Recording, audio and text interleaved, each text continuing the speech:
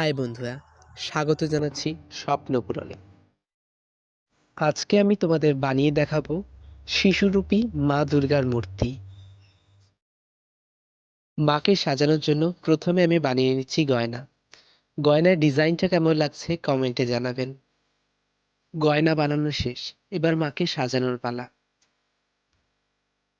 মূর্তিটা ছোট হওয়ায় শাড়ি পরাতে খুব কষ্ট হচ্ছিল।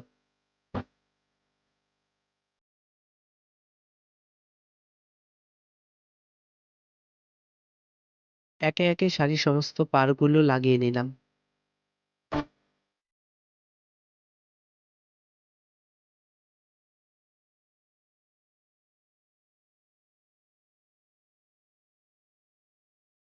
এরপর সমস্ত গয়না লাগিয়ে নিচ্ছি।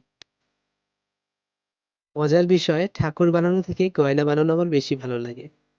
ঠাকুরের সাজ কমপ্লিট, বসে রইলাম কমেন্টের অপেক্ষায়।